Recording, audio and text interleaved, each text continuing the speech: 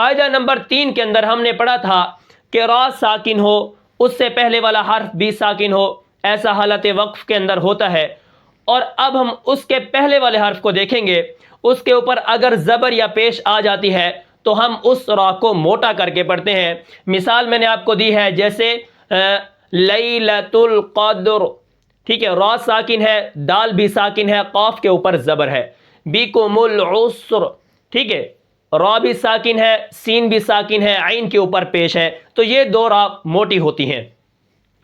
اب اس کے بعد دیکھیں، اگر را ساکن ہو، پچھلا حرف بھی ساکن ہو، پیچھے زیر آ جائے تو وہ را باریک ہوتی ہے، جیسے بکر، ذی ذکر، ٹھیک ہے۔ اب یہاں پر دیکھیں، حضرت مصنف نے تنبیہ نمبر 4 کے اندر یہ بیان فرمایا ہے کہ اگر را ساکن ہو اس سے پہلے والا حرف یا ساکن ہو، ٹھیک ہے، کوئی اور حرف ساکن نہ ہو، یا ساکنہ ہوتی ہے، جیسے خیر، خبیر، یہ والی جو یا ہوتی ہے، ٹھیک ہے، را ساکن ہو اس سے پہلے والا حرف یا ساکن ہو تو پھر یا سے پہلے والے حرف کو مت دیکھو، ٹھیک ہے، یا را ساکن ہو اس سے پہلے والا حرف یا ساکن ہو تو پھر ہم اس سے پہلے والے حرف کو نہیں دیکھیں گے کہ اس کے اوپر زبر ہے یا زیر ہے یا پیش ہے، پھر ہم ہر حال میں اس را کو باریک پڑھیں گے، ٹھیک ہے۔ یہاں پر مثال دیکھیں، پس را کو ہر حال میں باریک ہی پڑھیں گے، ٹھیک ہے، خواہ اس سے پہلے کوئی بھی حرکت آ جائے، زبر آ جائے، زیر آ جائے، پیش آ جائے، کوئی بھی حرکت ہو، جب را ساکن ہو اس سے پہلے یا ساکن ہو تو پھر اس را کو باریک ہی پڑھنا ہے۔ یہاں پر دیکھیں، جیسے خیر، ٹھیک ہے، خیر، یہاں پر را ساکن ہے، یا ساکن ہے، حالانکہ اس کے پہلے والے حرف کے اوپر زبر ہے، ٹھیک ہے، قدر، عسر کی طرح اس کو موٹا کرنا چاہیے، لیکن یا ساکن آ گئی تو اب ہم اس را کو ہمیشہ باریک ہی پڑھیں گے، ٹھیک ہے۔ دوسری مثال دیکھیں، قدیر، ٹھیک ہے، یہاں پر پیچھے زیر ہے، یہاں پر زبر ہے، دونوں را کو ہم کیا کریں گے؟ باریک ہی پڑھیں گے، ٹھیک ہے۔ یہ تنبیہ نمبر 4 ہے۔ را ساکن ہو اس سے پہلے والا حرف یا ساکنہ ہو تو پھر ہم اس سے پہلے والے حرف کو نہیں دیکھیں گے، پھر ہم کیا کریں گے؟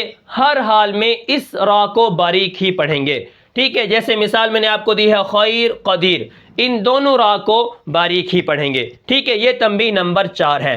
اب یہاں پر آپ مثالیں سمجھیں۔ اب مثال کیا ہے؟ جیسے قدر، را ساکن ہے، پچھلا حرف بھی ساکن ہے، اس سے پیچھے قاف کے اوپر زبر ہے، تو اب ہم اس را کو موٹا پڑھتے ہیں، اِنَّا أَنزَلْنَاهُ فِي لَيْلَةِ الْقَدْرِ، را کو میں نے موٹا پڑھا۔ اب یہاں پر دیکھیں، وَالطَّيْرِ، را کو باریک پڑھنا ہے، را ساکن ہے، پیچھے یا ساکنہ ہے، جب یہ والی یا ساکن آ جائے، خواہ یہ مدہ ہو خواہ یہ لین ہو، جب یا ساکن ہو تو پھر ہم نے کیا کرنا ہے؟ پھر ہم نے اس را کو ہمیشہ باریک ہی پڑھنا ہے، پیچھے کوئی بھی حرکت ہو اس کو پھر ہم نے نہیں دیکھنا، ٹھیک ہے۔ جیسے السیر، خبیر، یسیر، بصیر، قدیر، ٹھیک ہے۔ یہ جو مثالیں ہیں یہ کس کی ہیں؟ یا ساکن ہے، را ساکن ہے، پیچھے یا ساکنہ ہے، اس سے پہلے کیا ہے؟ زبر ہو، زیر ہو، پیش تو آ نہیں سکتی، لیکن ہم اس را کو ہمیشہ باریک ہی پڑھیں گے، ٹھیک ہے۔ تو آپ کو یہاں پر تنبیہ نمبر 4 سمجھ آ گئی ہوگی۔ اب یہاں پر ایک سوال پیدا ہوتا ہے تنبیہ نمبر 4 کے اندر، وہ سوال یہ ہے کہ حضرت مصنف نے یہ فرمایا ہے کہ جب یا ساکنہ آ جائے تو اس سے پہلے والے حرف کو مت دیکھو، ٹھیک ہے، خواہ اس کے اوپر زبر ہو خواہ زیر ہو، تو ہر حال میں را کو باریک ہی پڑھو۔ تو ایسا کیوں کہا؟ ٹھیک ہے، اب اس کا جواب کیا ہے؟ وہ اس لیے ہے کہ جو یا ساکنہ ہوتی ہے وہ 2 کسروں کے قائم مقام ہے، یعنی 2 زیروں کے قائم مقام ہے۔